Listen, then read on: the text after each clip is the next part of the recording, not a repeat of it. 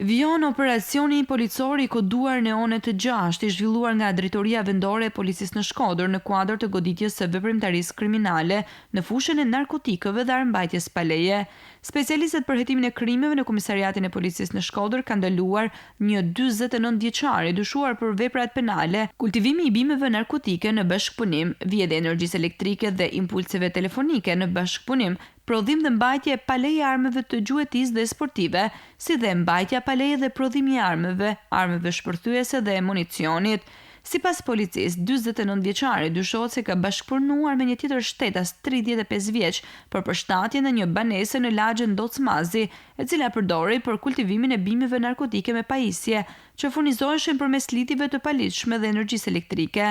Gjatë kontrollit të ushtruar në datën 8 janar, në banesën e 49 vjeçarit, shërbimet e policisë kanë gjetur dhe sekuestruar një pistolet sportive, pneumatike pa numër serial, municion luftarak si dhe një automjet, të cilat u sekuestruan në cilësinë e provës materiale. Policia bën me dije se vion puna për kapjen e 35 vjeçarit të shpallur më herët në kërkim. Ndërkohë, specialistët për hetimin e krimeve kanë referuar materialet në prokurori dhe ka nisur procedimi penal në gjendje të lirë për një shtetas 37 vjeçar, banues të fshatin Guciere, i dyshuar për ushtrim në dhunës psikologjike ndaj bashkëshortës së tij. Gjithashtu janë referuar materiale në prokurori për njoftimin e faktit lidhur me disa ngjarje të ndodhura një ditë më parë, ku në lagjen Guerile një 26 vjeçar është konfliktuar me një 24 vjeçar për një borxh monetar të pashlyer, ndërsa në zonën e Dobraçe dyshohet për një shkak të një defekti teknik ka rënë zjarr në një automjet, duke u djegur plotësisht. Me datën 9 janar, një shtetas 62 vjeçar ka kallëzuar se gjatë kohës që ndodhej prej 2 muajsh në Gjermani,